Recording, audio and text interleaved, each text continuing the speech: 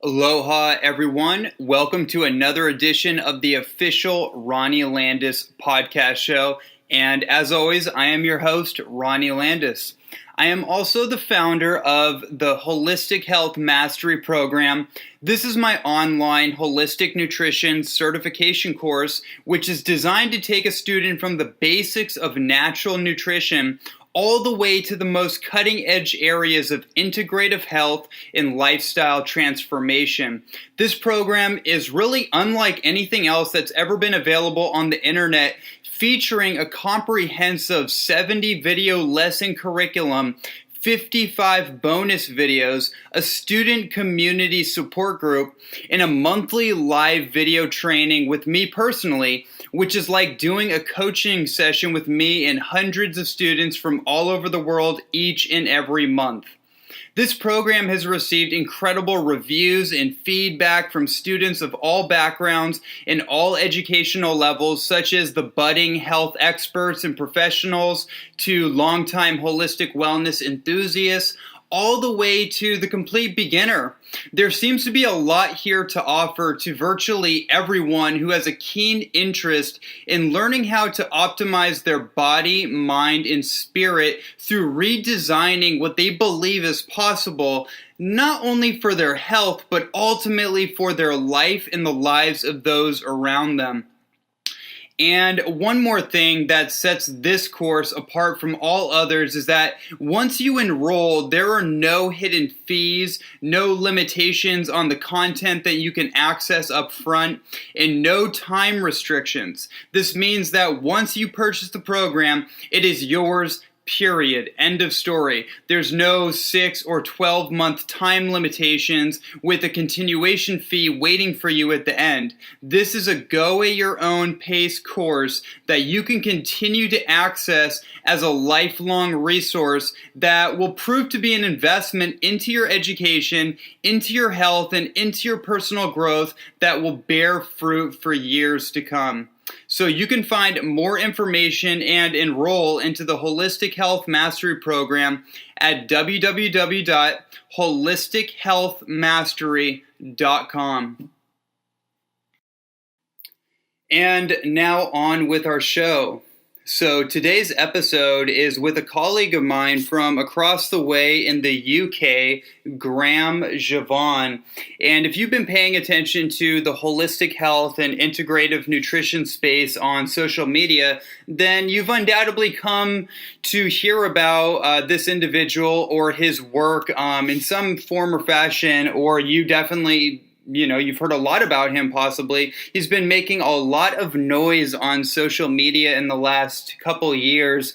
And actually, him and me did a few interviews together on YouTube and different places like that. You can actually go to YouTube and listen to some of our recorded conversations. Really cool stuff. And we have been in contact over the last couple of years, getting a feel for one another as up-and-coming professionals in this field. And what an incredible individual, I have to say. This conversation definitely was different than what I was expecting. I expected to go into the more technical aspects of his work as a biological nutritionist and a microscopist, which is a blood cell analysis, a form of analyzing the red blood cells for impurities and disease detection and that kind of thing.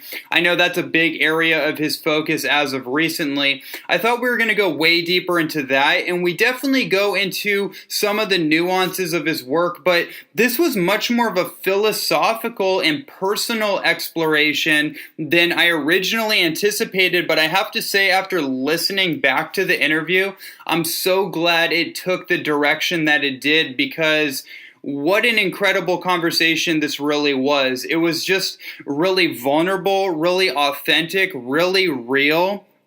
and a breath of fresh air that I think a lot of people that have been in the health and personal development space for a while, you're really going to enjoy this conversation, this flow of consciousness between the two of us. It really goes into all kinds of twists and turns, and I just think it's going to be really awesome for everyone to listen to and to really get some insights and some aha nuggets of wisdom that hopefully bear fruit in your own life from the seeds that get deposited from listening to this conversation. So, without further ado, let's jump right in with Graham Jevon. Enjoy.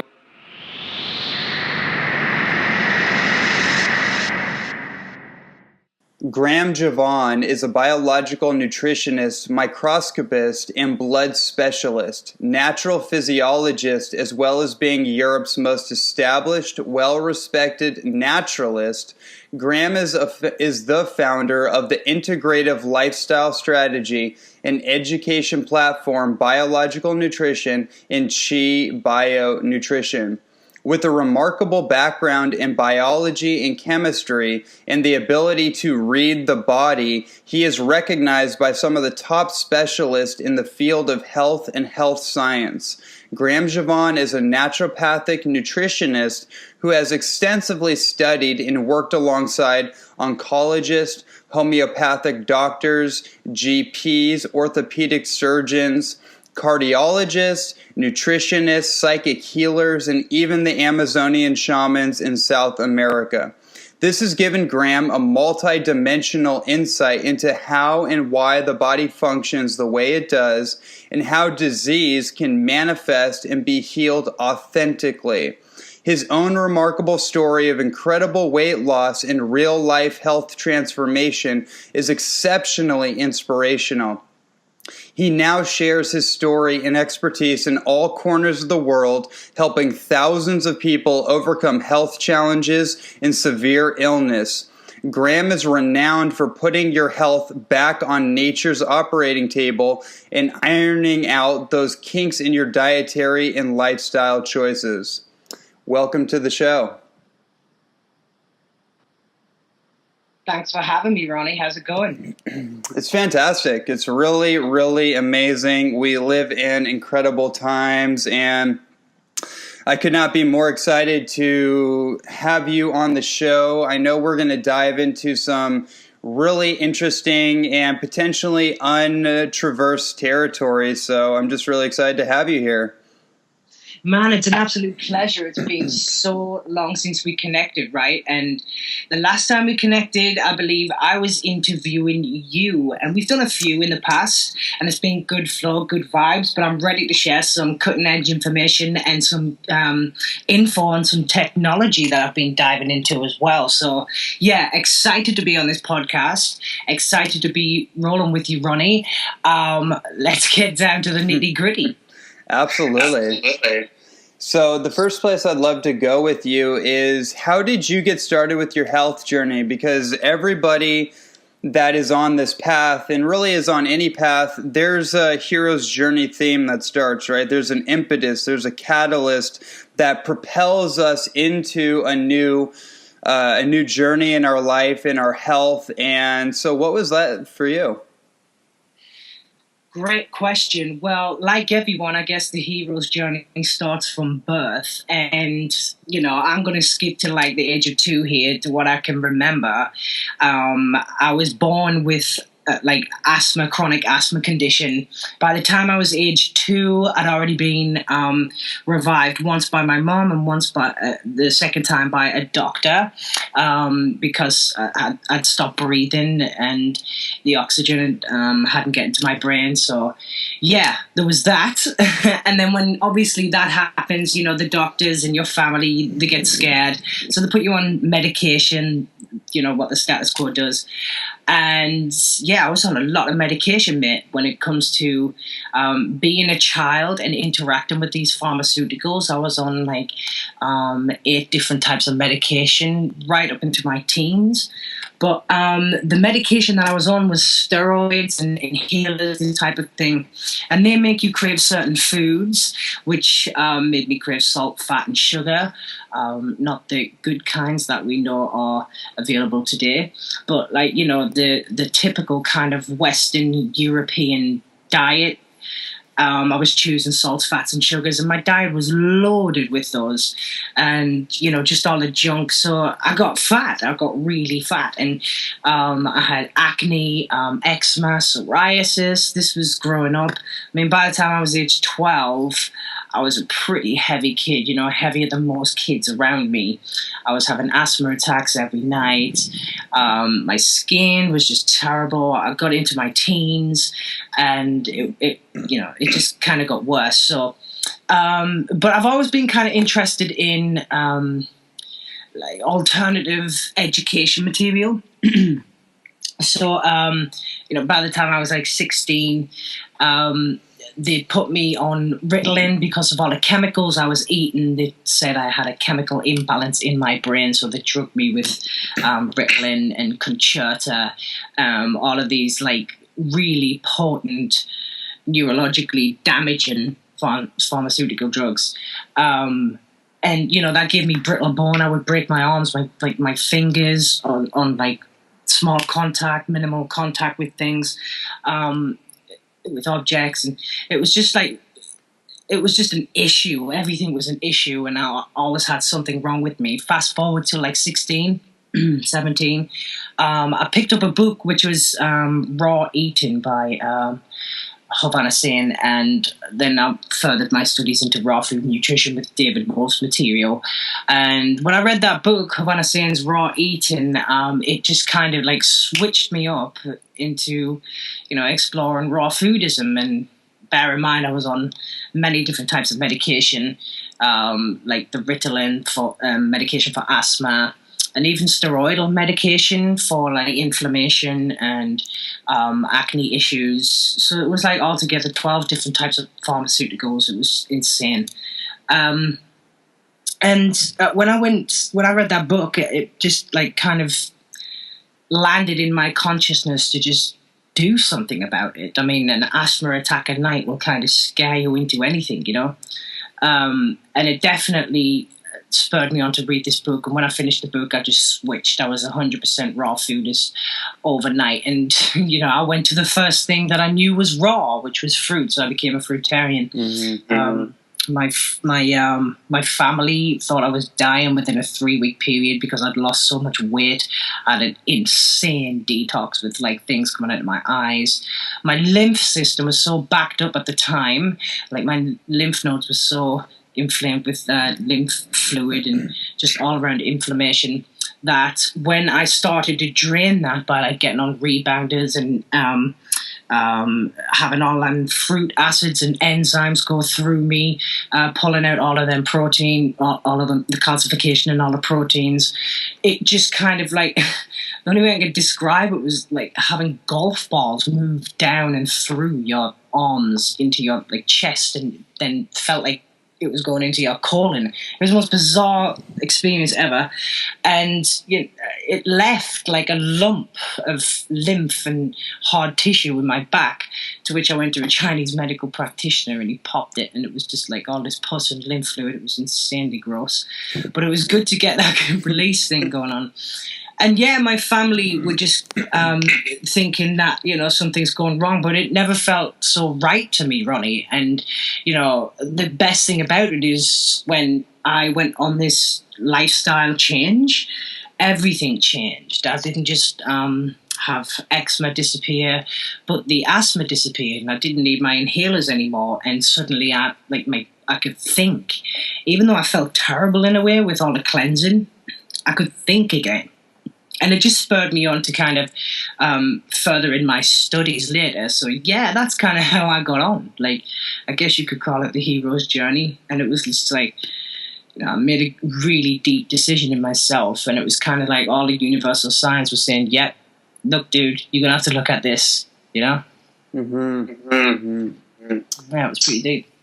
Absolutely. And So much comes up for me when I hear a story like that, and knowing you and seeing the work that you've done, it's really encouraging. It's really powerful because so many people in the world don't make it to that point. They didn't get a book on raw food landing into their lap. They didn't get these inspired insights that led them onto a journey. So many people are still suffering in the mundanity, if you will, of the way that society has kind of anchored in the human experience as we might interpret it, and the limitations that were put forth with. And so what I really appreciate about a story like this is that you've been through that whole journey of being on pharmaceutical medication, of having inhibitions to your human potential from very early on, and yet somehow, in spite of that, you were able to kind of make it through that journey over to the other side, and that obviously has really catapulted you into what you're doing now. Absolutely, Ronnie, and you said it best right there. And it's interesting what motivation does in terms of completely switching your reality up from what you thought the direction was going in. So, for instance, the whole cleansing side of it, the whole introducing food and, switching my lifestyle up, and how I actually got that book was a very interesting topic to behold because, where I grew up, Ronnie, in the northeast of England is like, well, let's just say it's not the prettiest place to grow up, And, we scarcely have libraries. And I just so happened to stumble in this library. And, the books in the library in Sunderland, where I'm from, are hardly literature material. And this book, Raw Eating, was in there. This is like the magic of it. This is what I mean about all the universal science. How it just landed in there. And then I embraced it the way I did. And I think it was always there. There was always a twinkle in my eye. There was always a longing and a knowing that there's something more to this, more to what I know, more to what I understand in this current moment. Of course, is the progress of learning, but just all of it. Like when I was a child, it was always interesting being the one that was an intuit. And that a child who could feel, as opposed to interacting with even adults who can't feel and intuit. I've always had that ability, always been able to feel people. And now I realize that since I've embraced that is actually part of the journey. That is part of who I am. I'm able to access information from people that I interact with through this feeling, through this almost extrasensory perception kind of reality, if you will, the ability to tap into people. And, when I embraced that as well, Ronnie, that made sense to me, and it made everything seem like it made sense again to me, Mm-hmm. Mm-hmm. Yeah, what you're saying is really interesting, and I can definitely relate to it. And that ability to actually tap into the heart of the matter, to connect with someone else's heart, is essentially the role of a quote-unquote healer, or anybody that's put in a position to actually help somebody get to where they are, to where they want to go. That's absolutely necessary. And so what it sounds like to me is that the experiences that you've had up to this point have allowed a certain level of relatability where you actually understand where people are coming from, right? Because what I've noticed is that whether it's the health field, it's the personal success field, whatever have you, in order to actually genuinely help somebody, we have to dissolve the barriers of judgment that we have. And that judgment comes up because we don't truly understand where somebody's at, where they've been, the emotional traumas they've had, possibly the ancestral traumas, the pharmaceutical medications, if that's the case, and so on and so forth. So, a story like yours, that's what clicks for me, is that it's like an impetus from the universe or from your soul to go through that journey so you can simply have the reference point in order to help other people. Yes, mate. And you know what? You kind of, and I think you were leaning towards that. I think it just takes for someone to give a shit. Excuse my French, but like literally, man. I mean, I see therapists, I see doctors, I see nutritionists, I see them all. And there's almost this, I'm hiding behind this therapist, I'm hiding behind this doctor, either title or even, or even the mask that they're wearing as that. And it's difficult for them to connect with individuals one-to-one. And when you do actually care, you take all that aside, you put all that aside, you completely humble yourself into this and humble yourself into the moment one-on-one with the person that you're helping, healing, communicating with, and loving, actually, then it's a whole different ballgame, in my honest opinion. Absolutely. And that's been my experience as well, is that I am pretty much, when I'm working with someone, I'm speaking to an audience, even when I'm writing my books, I'm tapping into something that is deeper than just the superficial arrangement of information that I have. It's how do I actually articulate something in a way that is relevant to that person, that's relevant to the spiritual issues that might be coming up for them. How can I holistically bring together some very powerful information that's going to be useful for that person where they're at? And that's an interesting idea in of itself, that wherever somebody is at, there's different phases and stages of life and of healing and disease and overcoming these things. Essentially transformation. There's different stages that we all go through, and since everybody is unique, everybody is at a different stage, it requires us to be able to pinpoint the very things that are going to be useful for that person at that current stage. Have you found that? Absolutely. And, this does lead me into like this readaptation. Now, I know that sounds like some wild element, some food element, but I mean like readaptation to our surroundings, to our communication, adapting back into what it means to be human and what it means to be social creatures again,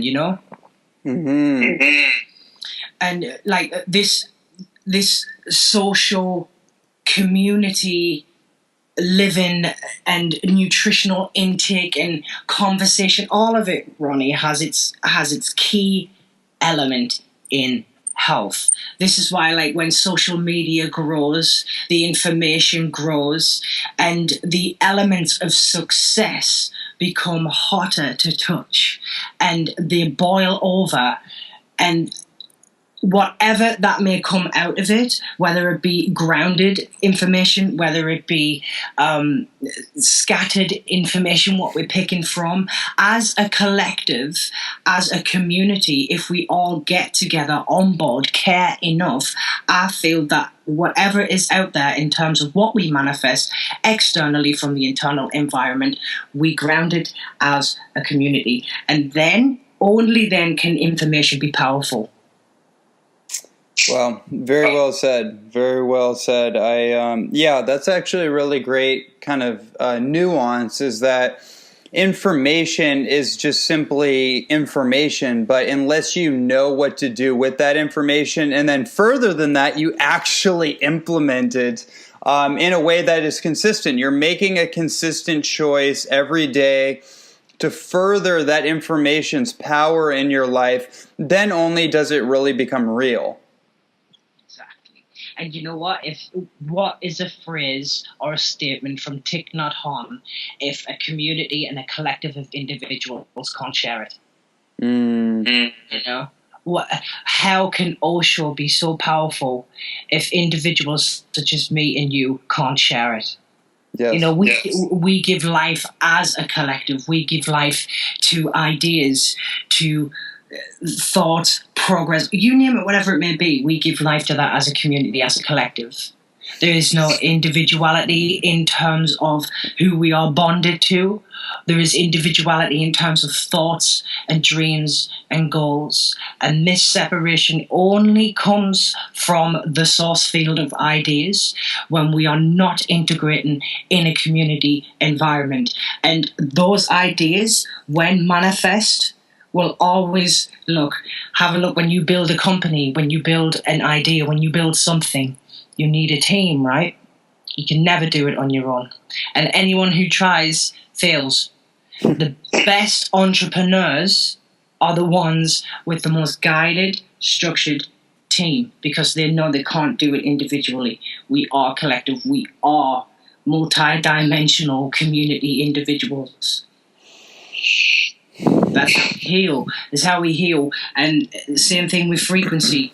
The only way you can heal with frequency is if you have that one-to-one, and there's got to be a distance, but there's also got to be that one-to-one connection. So if, for instance, I'm putting you on the frequency machine, a biophoton machine or something like that, and I'm healing you from a distance, I either need to take your picture, I need a hair, or I need some sort of personal imprint from you. I need a good moment with you. So I would probably take you out to dinner if I didn't do the picture or the hair. I would probably take you out to dinner, have a good time, get to know you, feel into your resonance, and a good practitioner is able to program that resonance and communicate a healing frequency from a distance. It's amazing when you look into it. Mm-hmm. Like that, when we go beyond the medicinal side of it and we get into the community side of it, to the collective side of it, that energy between, man, this is what Tesla was on, trust me.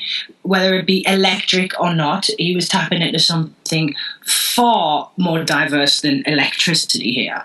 I know that some of the great wizards and alchemists and microscopists and, just some of the greatest people on earth, like Rife, were tapping into this kind of thing as well.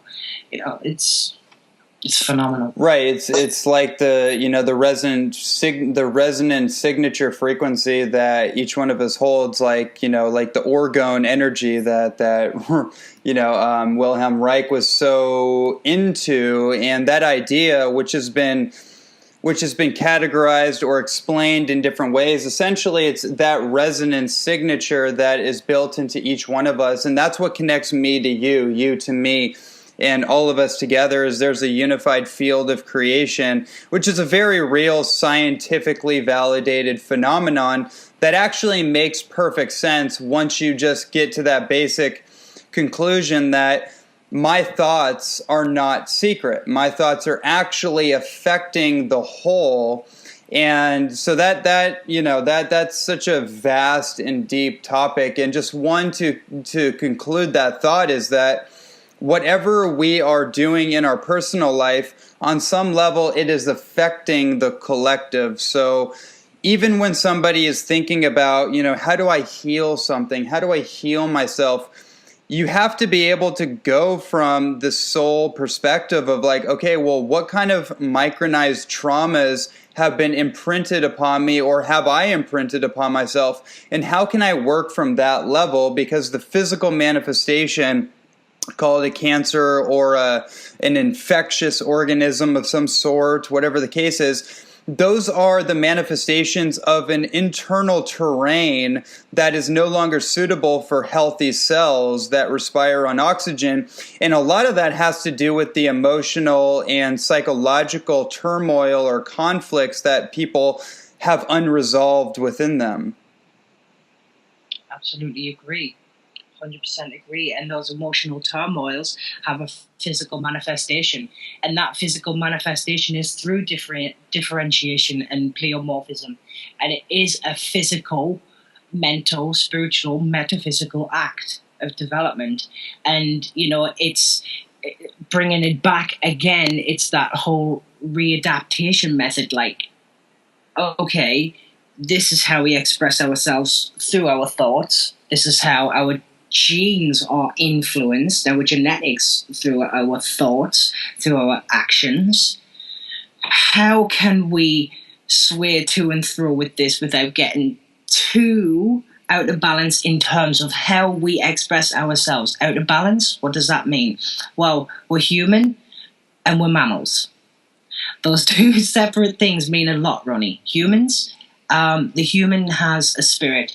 The human has everything that is interconnected cell, like when it comes right down to it, like the cell side of it. We look at that.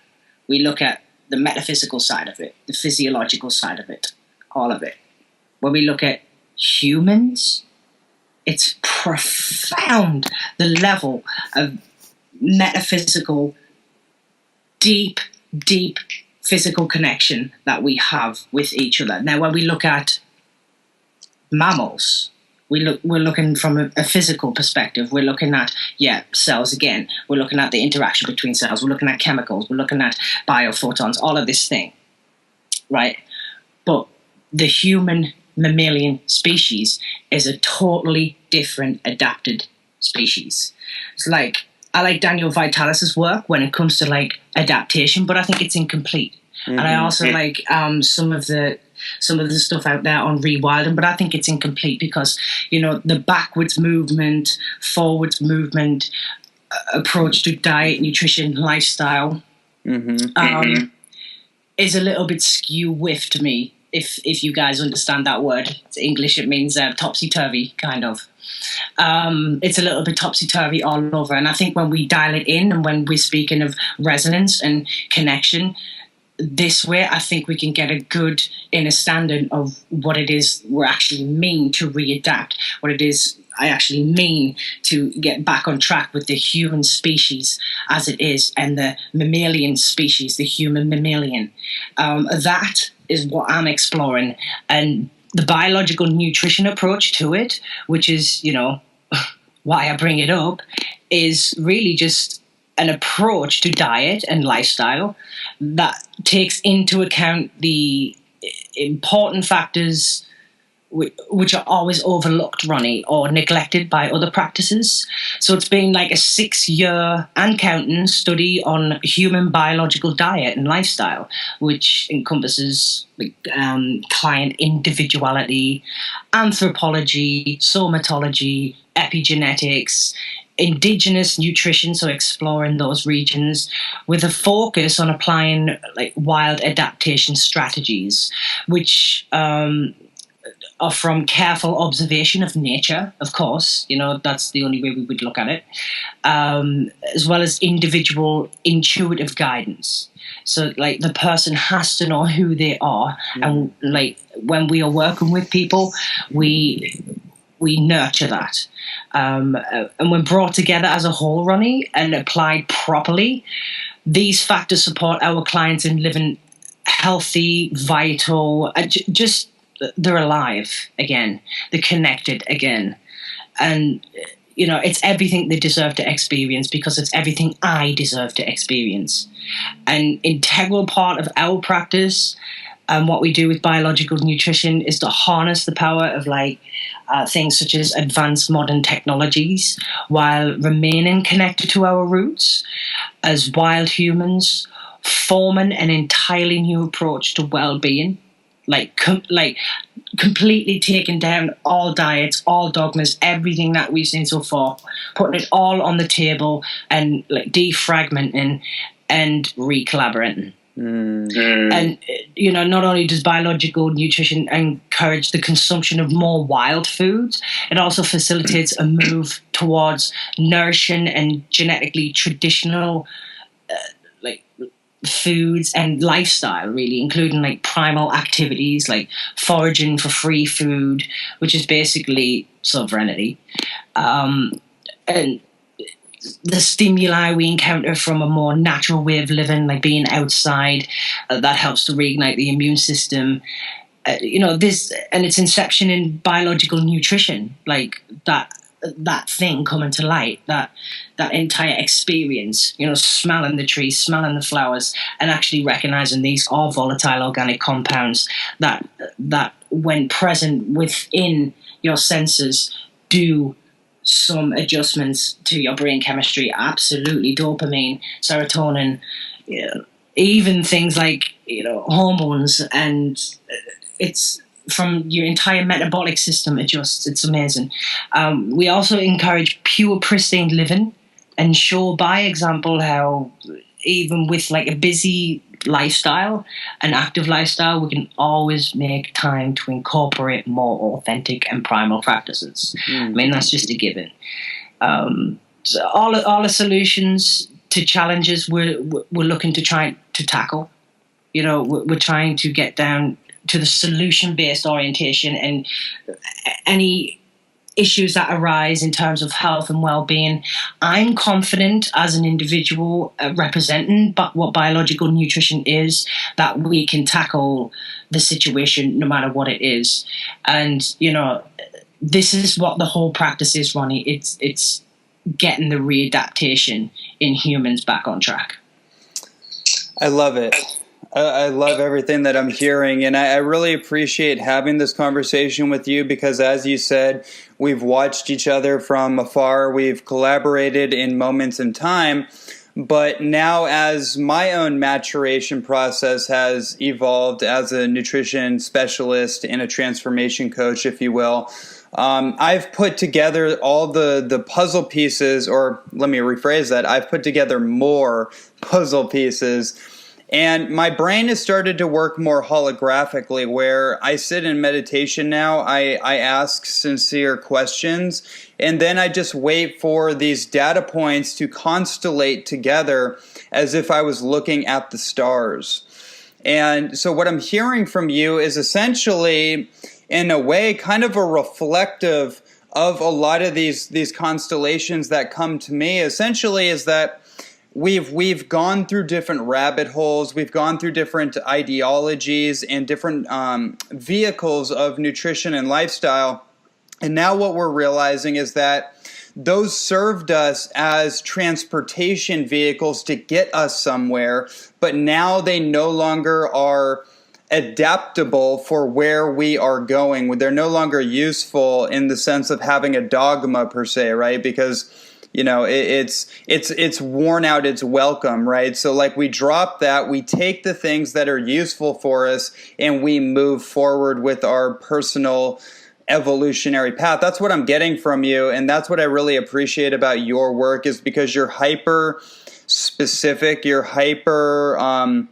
detailed, and you go down the rabbit hole. And that's something that can be triggering for a lot of people when you have a very strong opinion and you've looked at all the different puzzle pieces. So you're coming from a different perspective than a lot of people that may still be in that, a little more of that I don't want to use the word dogma too much because I want to be a little more sensitive and compassionate. But that straitjacket, if you will, that still holds you to only one way of being, where you're not entertaining the vast arrays of options that are present on the menu board of the universe. Exactly, man. And yeah, you are right on with what you were getting from what I was saying. And yeah, when I know you want to be more sensitive, but when you said dogma, I mean, I recently went from like an 8+ year period into a raw foodist, into like now eating cooked food and hunting my own animals, and that whole entire lifestyle switch up. I'm moving with what I'm called to, and I'm moving in the direction of listening a lot more to what's coming in. Like you were saying, when you almost sit in meditation and you wait for it to constellate like the stars. Right on, man. I'm definitely feeling that one, because that's what it feels like for me also. And how it's coming in these days, Ronnie, the information, how it's coming in. I mean, if you sat with me, Ronnie, I can see how I antagonize people online, as you were alluding to, but if you sat with me, you'd see why people do look at me in a certain way, because I'm like one of those crazy scientists. I'm always under a microscope behind some sort of information. Don't sleep because I can't sleep, because I've got so much stuff to get through, not because I have to, because I want to, and because, I'm just highly functioning in that way. It's been that way for a long time for me. Does it affect my blood? No. Does it affect how I move in and out of this world? No. Am I doing it for me? Yeah. Am I doing it for a higher purpose also? And is it part of something that I want to progress in terms of community and humanness again? Absolutely. I mean, when I remove myself from the equation with biological nutrition, with the blood work, with the nutrition in general, what am I left with? I'm left with people and an idea. So I take the people, I take the idea, and I put them together, and I look at that and I evaluate that, and that's what I've been doing physically, metaphorically, and metaphysically, and emotionally, actually, because when I work with cancer, I work a lot with a lot of cancer. There's an element to it that is more of a personality, and you get drawn into that personality, and you have an emotional connection with that personality. So cancer definitely has a personality, and it's an interesting one. So, discerning with what you're actually connecting to is also a big one. And how I'm actually working with these people one-on-one, and how I'm treating them, and discovering new things about cancer and about viral conditions, and how these things can be treated. And, for me to function the way I do, and for the idea and the research that I put forward in terms of biological nutrition and readapting the human, is a one where I feel I'm onto something special. I am definitely onto something. I've put it to scientists, I've put it to physiologists, I've, even put it to your basic nutritionist, and they've all said I'm onto something, and I know I am. And the reason being is because, I don't just talk to a nutritionist, I don't just talk to this person over here. I go and experience it myself, and I think, this is why you are doing so well, Ronnie, is because you actually experience the things you're talking about. You immerse yourself in it, right? And I think that is the difference between somebody who just speaks on something and actually is a profound entity when it comes to being a teacher on this planet.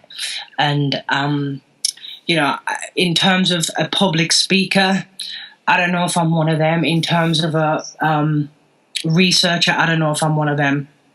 In terms of giving the entire world an opportunity that I feel is so profound and so important, I do feel I can do that. So that's the role I'm stepping into. Yeah. It's thank you so much for sharing from such a transparent standpoint. And this is if people only see the text that you're relaying on Facebook, for example, they may not actually get a full view of who you really are as a human being. And that's why I really just appreciate the feedback that the feedback loop that we're having right now.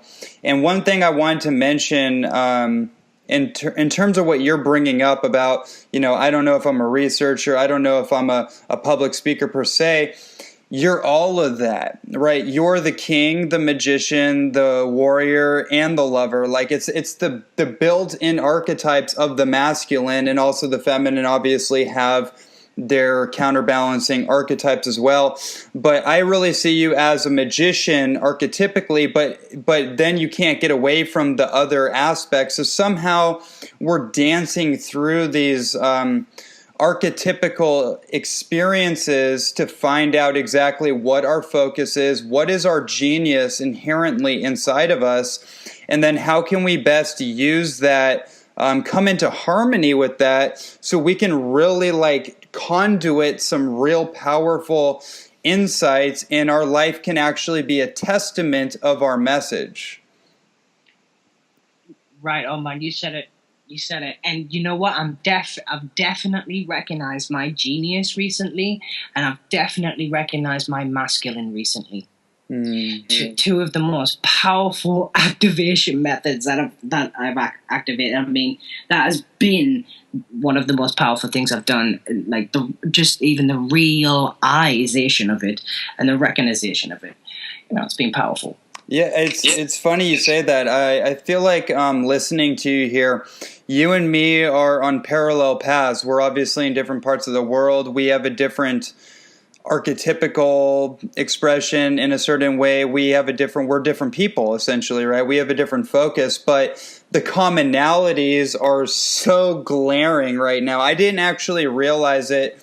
And I will be honest and say that I was a little at odds. I would say something inside of myself had been triggered here and there of some of the stuff on Facebook, and I was like, I see where he's going with that. I really respect the depth of detail, but something about that feels a little antagonistic. It's not the direction I would have gone, whatever the story is, right? But what I want to convey is that my level of respect for you as an individual, as a researcher, as somebody who's really stepping out into the limelight and putting out information and a conviction behind the information that is going to empower people. It might trigger some people, but ultimately it's going to empower people. The courage to do that is what I respond to the most. And I just want to really give you a big props on having the courage and really stepping into your inner alchemy. Mitt, I appreciate that. And you know what? I antagonize everyone. But you know what? Right? But you know what, Mitt? This is what it is, right?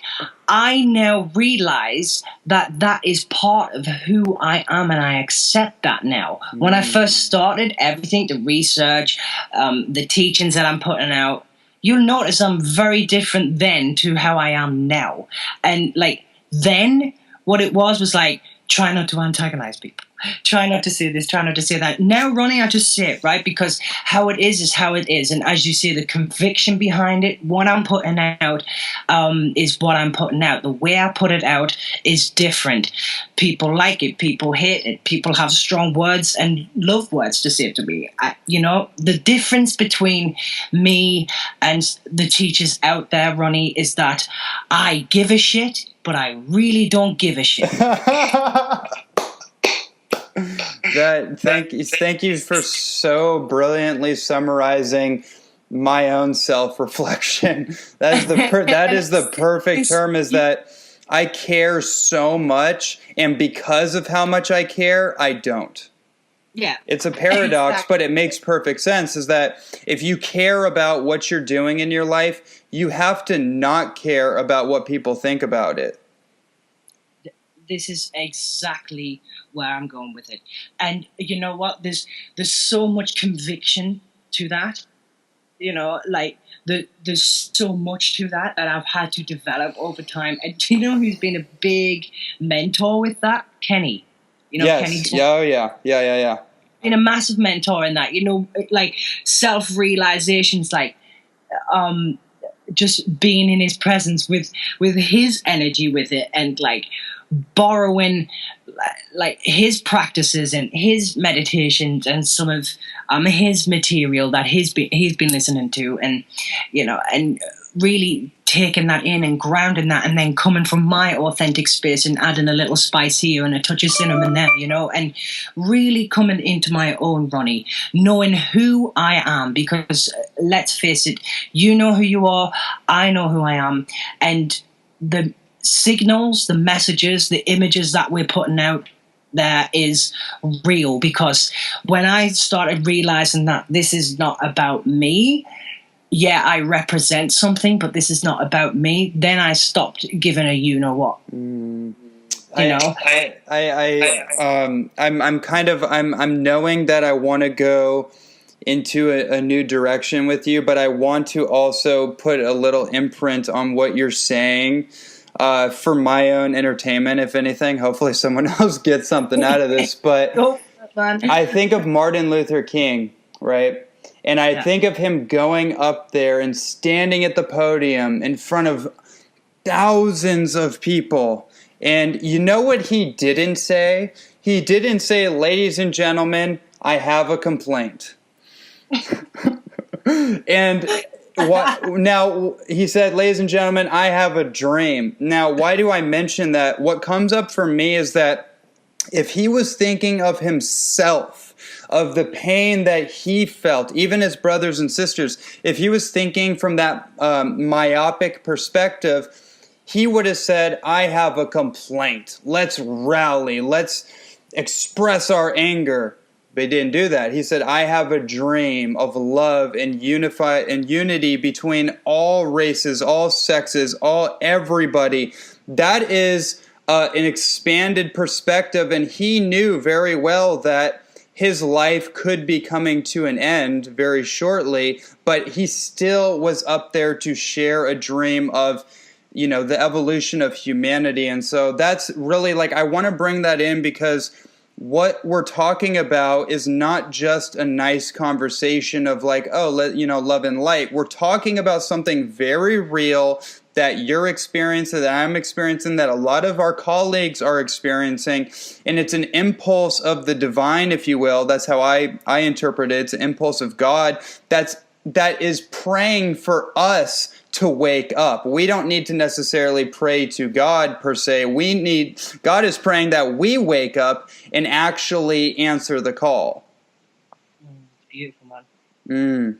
Okay, so that's totally deep, and we're gonna go sideways from that. But I appreciate being able to go there. But we have a little extra time on our radar here, so we're gonna accommodate the new direction that we want to go.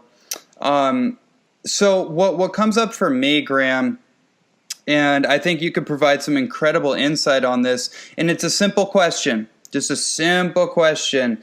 What are some of the key distinctions that you've learned in the health field? After being into the depths of it and seeing all the puzzle pieces, what are the distinctions that you see that you think are most important? Wow, great questions. You see, when I look at a question like that, it automatically defragments my brain, right? But then when I've refragmented it again, I come to this. Wherever you focus your attention and whatever you focus your attention on, you will reap some sort of result, right? If that's health, well-being, and you focus all out, put your attention on that, you get health and you get well-being. You become the smartest in your field if you just become the most dedicated in your field. What I see around health is a lack of dedication because there's a lack of will, because there's a lack of love from some belief that has been imposed on the person. Baggage, like they all used to say, like the ancients say, don't come with your baggage. Like you go to India, drop the baggage. That's what I see. I see it all the time, Ronnie, and I see in terms of how a person heals, in terms of what a person uses to heal, or even which journey they take, what I see is the differentiation of that. And if you look at the differentiation, we can find history, we can find not being in the present, and we can find looking far too far in the future and believing in your own story that you've created without giving it real discernment. Foundations of health aren't anything to do with food. The foundations of health aren't anything to do with water. The foundations of health is everything to do with a belief. That's very profound, and once again, I'm tickled that it speaks so clearly to the meditations that I've had. Exactly what you're saying is exactly what I've hinted at in a lot of my lectures that I always hint at.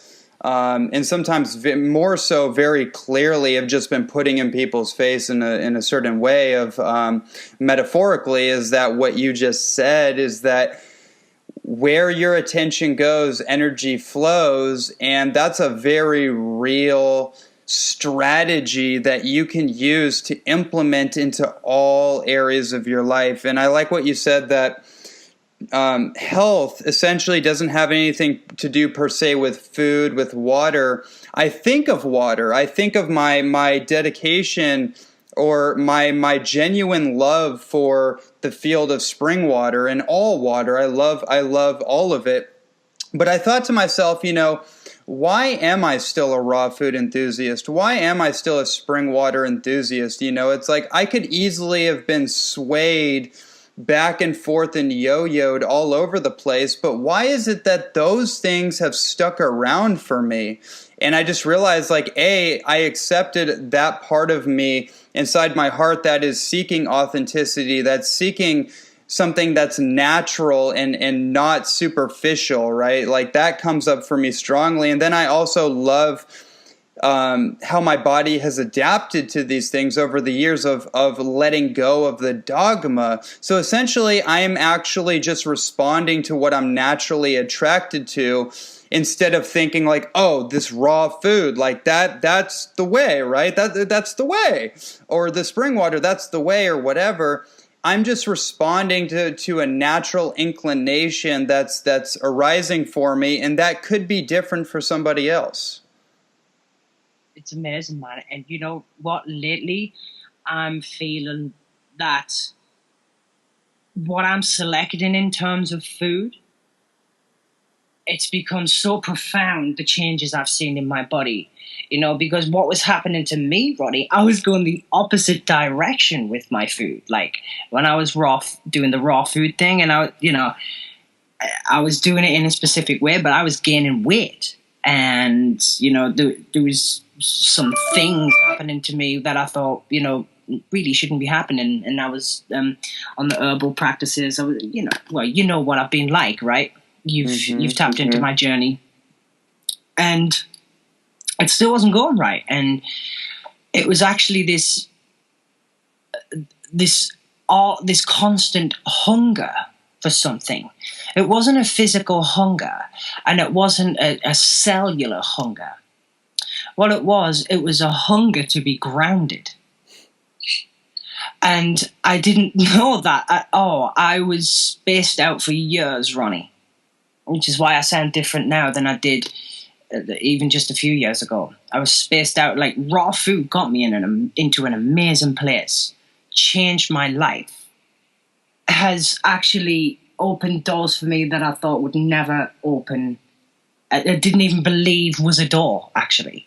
And what raw food has done for me, it's taught me how to clean my body. It's got me back in touch with my body again, with my cells again, with every part of me again. But it's not who I am. I select raw food. I eat raw food. I eat certain supplements and elixirs and this, that, and the other. But where I go where it feels normal and natural to me, just like you described. I go to where it feels nurturing and where I feel fuels my mission, right, as opposed to hinders my mission, which is what was happening. Eventually, I couldn't ground anything into practice, one-on-one with clients or one-on-one with an audience. It wasn't grounded. Now, the difference between me being grounded and me being spaced out somewhere is integration.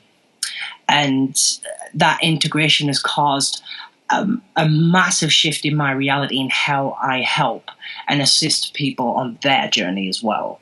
So yeah, I'm with you. It's not like we look at water, and even though we've done all of our research and we've been spring water hunters for years, right, Ronnie? And we've been digging into that for a long time, but it's something we do, but it's not who we are. We recognize the qualities of that, and we recognize the benefits of that. But it's not something we're latched into. Who we are is who we are right now in this moment. Where we live is exactly where you live as your soul in a physical human body. That is where you live. We don't live at number 10 Downing Street in London. We don't live in Kauai. We live here. It's really beautiful. And that's something I've been tapping into strongly. And I've been like assisting people onto this path, onto this inner standing, this self-realization. Yeah, it's really fascinating, and it really speaks so much to my heart, and it's profound. It's a sense of profundity, that you come to a place where, like one of the things that you had mentioned that really caught my attention and was a self-criticism I have had of myself for many years is that a lot of the health voices are not dedicated. And to that we mean that they may be dedicated to their marketing. They may be dedicated to a certain aspect of what they talk about, but a lot of times people will put themselves in a certain corner of research or understanding, and anything that conflicts with that will be like an antagonization. It will poke at them. It will be something that essentially they are over specialized in one area. And that's kind of something that's going. I see that over specialization. But with that said, one of the self-criticisms I've had of myself for years, and I don't know if anyone else had this was just something that I felt for myself, was that I wasn't specialized enough. I couldn't speak verbatim the language of a doctor, right? So I was like, somehow that meant to me that I wasn't qualified. But you know what's weird about that whole thing, Graham? Most people, when they have these self-critical thoughts, it stops them. They don't actually keep moving forward, or they just play in the nice corner and that kind of thing, and they just stay where they're at. There's some kind of impulse that has been riding me or driving me that despite the self-criticisms, I've been able to rearrange my thought process in a way that gave me a certain level of energy to learn the language of a doctor or a microscopist or someone that I felt like had a certain language that I wanted to understand their perspective. Therefore, I felt like I had to gap the language barrier. And so I adopted certain things. And then once I did do that, all that self-criticism started to dissolve away because I started to have a little more self-respect in that sense. And it would be easy to say that, oh yeah, you're being hard on yourself. And yeah, that's part of who I am, though. I am the embodiment of the warrior archetype, and I'm learning to move more into the magician. That's my personal journey. So that's why I think this conversation is touching me on a very ancestral, indigenous, and just a very heartfelt way, because everything you're sharing is being reflected back to me of like, wow, we're really walking a parallel path here, and it's quite beautiful. Man, that's why I'm excited to get over that and bring the microscope and bring everything that I've got going on over here over there. I think it would be a powerful combination, and in terms of just what we're doing and in terms of what you're doing and the parallel paths, I mean, reflecting each other the way we are, I feel is a really powerful thing to have in terms of this health community, because, if we all know what a reflection is, it's looking at yourself, looking at what you're projecting out into the external. And, if you are my reflection, Ronnie, I feel pretty good about myself, man. Yeah, likewise. I want to give this at least another 10 minutes. Hey, Ronnie, let me just add, did you see the study I did on myself with soy? Yeah, let's talk about that, because I did see that. Man, that messed me up for 2.5 months. Basically, what I did, I went out to Amsterdam, and usually when I'm in Amsterdam, I'm at the lab. So for your listeners, the lab is Energize Me, the Biological Research Center in basically the center of Amsterdam. And in there, we have like an entire alchemy set up. There's tinctures everywhere, herbs everywhere. We have about 4 different biophoton machines. We have a total body scanner that is a biophoton, and it is 99.98% accurate. This machine can scan you right down to your DNA.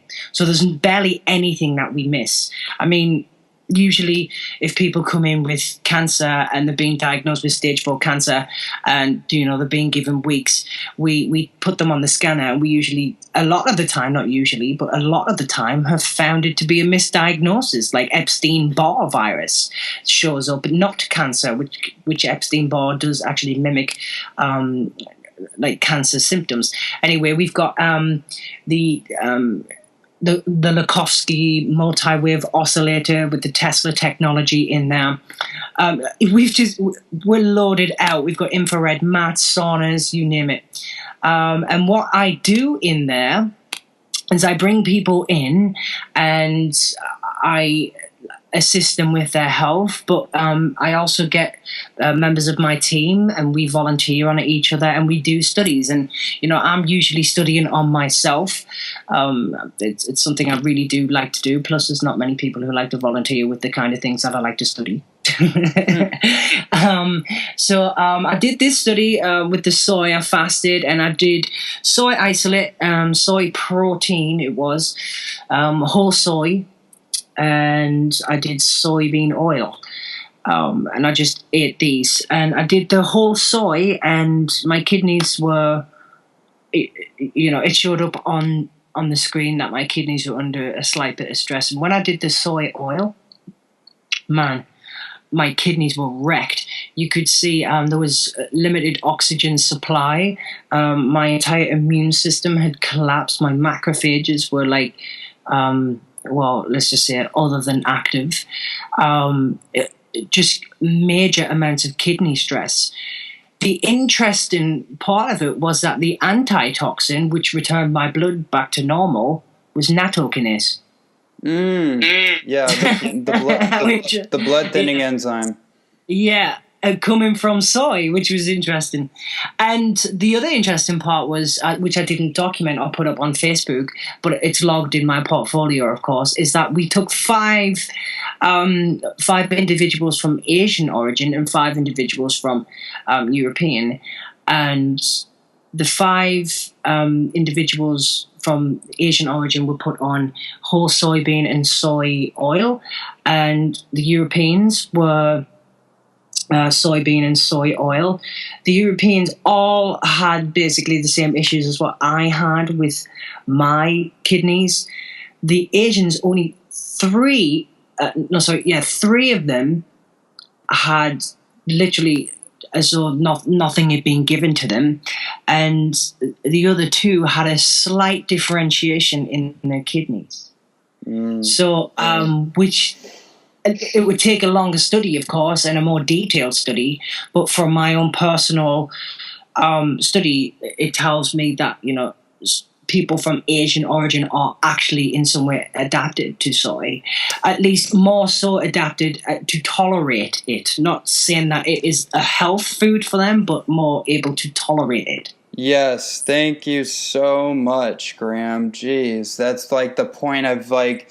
It's such an obvious thing to me at this point. Like when people are still in this argument of like, well, soy, for example, like, well, what about Asians and Japanese people? Like they eat a little bit of soy and they have, some of the longest living people in the world. It's like, well, that is true in essence, but there's all kinds of variables there that are not being looked at or acknowledged, and the fact that certain humans have certain enzymes and certain mutations that have allowed them to either adapt to some things or not be able to adapt, whereas people from a European descent or whatever are able to drink alcohol or able to drink milk, and Asians can't drink milk. Whatever that conversation is, it's like you're piercing into the distinctions, right? It's actually quite obvious to me, but you're actually doing an experimentation to bridge the science, which I think is really cool.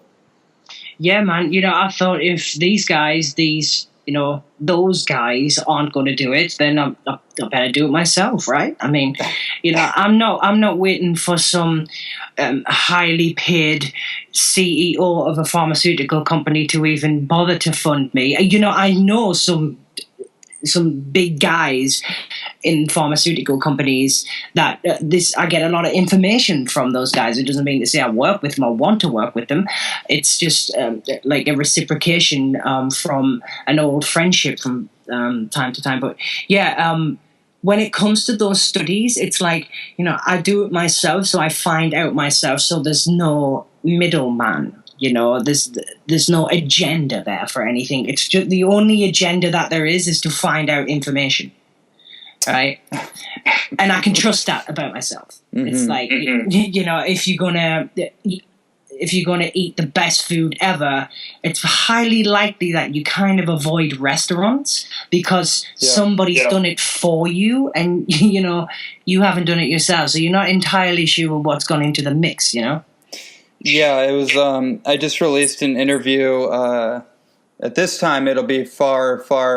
Once people are listening to this, it'll be far removed. But I just released an interview from my friend Dan McDonald, and he was saying that I don't even eat anything anybody else prepares for me, even raw food, because of the food combining and because of the energetic imprint that they're placing onto the food. So it's like, even at that level, it's a pretty sound philosophy. Not to say that you don't ever do that, right? But it's kind of a directive of how you navigate your life based on your principles. Is that I prefer to make my own food most of the time, just because I know that when I do it, there's going to be a registration of that food and an activation that's intrinsic to me.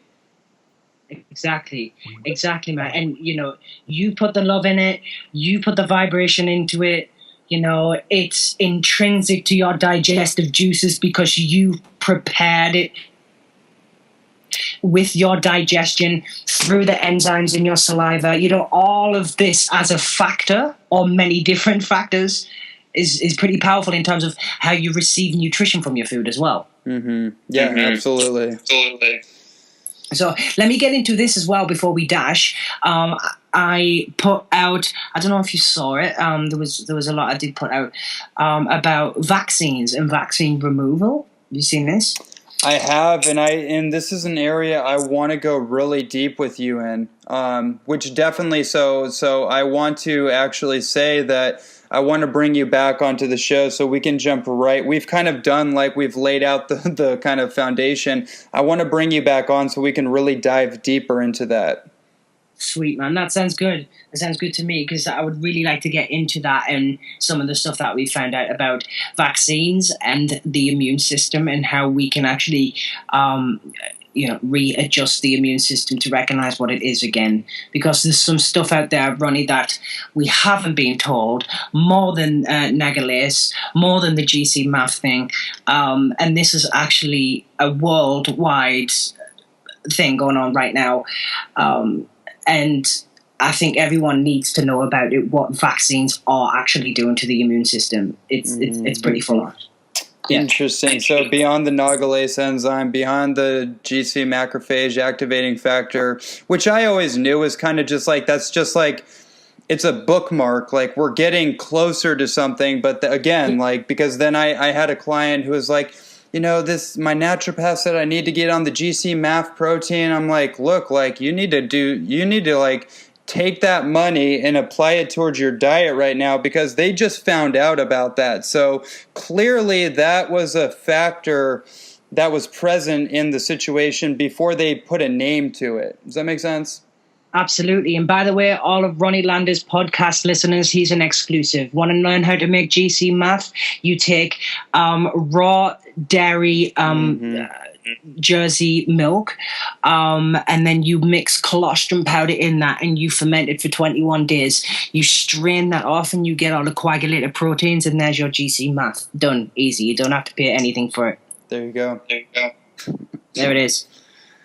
Don't pay for it. Just make it yourself. There's also other ways you can extract it as well, which we could get into on the next show as well. But there's so many natural remedies out there, and even the negligence enzyme that can be discussed.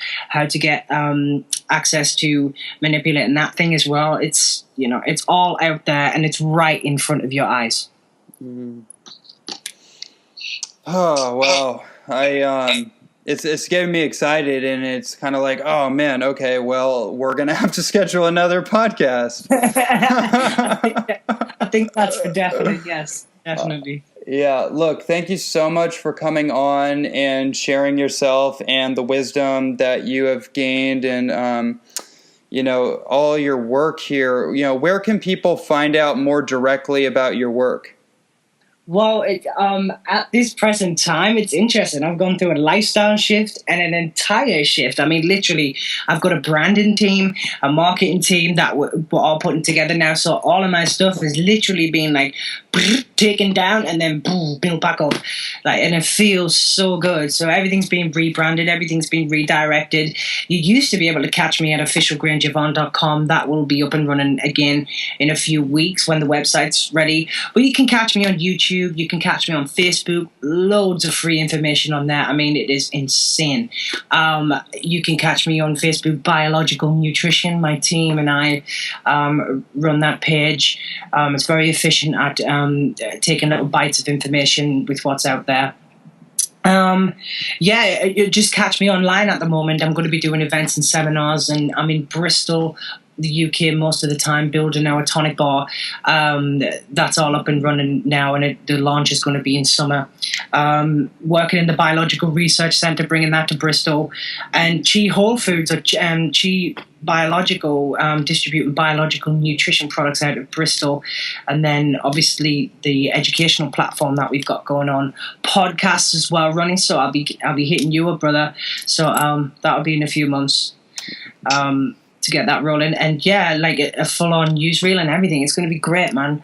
Actually operating inside of an office feels good, and having the whole space to invite people for we call it chocolate clubs, where we take raw chocolate and we have dance nights, and we put on some really good music. We have meditations, this kind of things. Shamanic circles. We invite people from Peru. It's just really good vibes that we're putting out there. We're having keynote speakers come over. We've got Troy Casey coming over in June. Oh, fun. Yeah, he's flying to the UK, and I was like, hey, bro, do you want to do an event? And he's like, sure. Will it be a cool evening at the end of it? I was like, you bet you. He was like, I'm there, man. So cool. We got that, and looking at getting people such as yourself, if we can organize that. Just, anyone who's got a high vibe and a good message, man, and who resonates with what we're doing as well. So, yeah. Beautiful. That's super inspiring. I'm excited about everything that you're putting together. It definitely inspires me to continue to do the work I'm doing and just bring it all together, keep the vibes high, keep the good times rolling, and let's see where this whole thing goes. Definitely, man. That's what I'm looking forward to, seeing how far this can go. Because, guys, I'm on it, and I know you're on it, Ronnie. So, let's take it as far as we can. Absolutely. Yeah. Wow. Everyone out there listening, thank you so much for tuning in to another edition of the official Ronnie Landis podcast show with our highly respected, esteemed, and special guest, Graham Jevon. And we will definitely be doing an upcoming interview, hopefully very soon, to really go into that nitty-gritty that we kind of gave you a little teaser on. But I really hope that you took this interview in, you took this conversation in, because not just the information, but the depth and the perspectives and insights that were shared on this episode, I think, are profound. I think, if you've listened to this up to this point, then clearly you got some really great things out of it. Listen to it again. Let it seep itself into your heart, because again, as Graham and I were alluding to earlier, your health journey is a journey of your heart and your soul, and finding the things that you're naturally attracted to and saying yes to it, growing into it as you say yes to it, and dissolving all the baggage that weighs us down. So with that, thank you for tuning in, and we will check you out on the next episode. Aloha.